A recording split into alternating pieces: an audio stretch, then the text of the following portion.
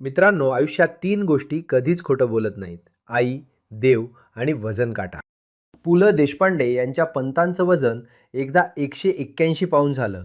चाळीत जणू भूकंपच आला. शेजारी म्हणाले, "भिंतीला तडे गेले." पंत म्हणाले, "माझ्या मनाला नाही ना गेले, बास." त्या काळी रेल्वे स्टेशनवर एक वजन करायचं मशीन असायची. नाणं टाकलं की एक कार्ड यायचं आणि कार्डवर असायचं आपलं वजन आणि भविष्य.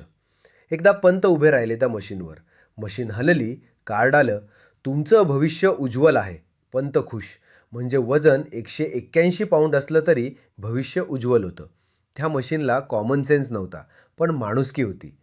आता जमाना बदलला आहे. हातावर स्मार्ट वॉच आलं आहे, ते घड्याळ सगळं सांगतं. वजन किती, स्टेप्स किती, कॅलरीज किती, झोप किती आणि जगायला किती वर्षे उरली ते अजून तरी नाही सांगत. माझं स्मार्ट वॉच दररोज सकाळी मला सांगतं, "तुमची झोप इनकम्प्लीट होती." मी म्हटलं, "माझी झोप नाही, माझं आयुष्य इनकम्प्लीट आहे." मग वॉच म्हणालं, "ॲक्टिव्हिटी लेवल लो आहे."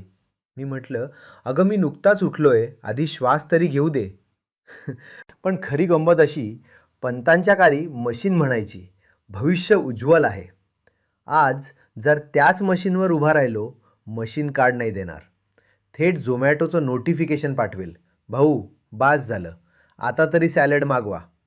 म्हणजे पूर्वी मशीन धीर द्यायची, आता ॲप एम्बॅरेस करते. पंत नशीबवान होते. त्यांच्यासाठी फक्त वजन काटा होता. आमच्याकडे वजन काटा, स्मार्ट वॉच, झोमॅटो आणि बायको.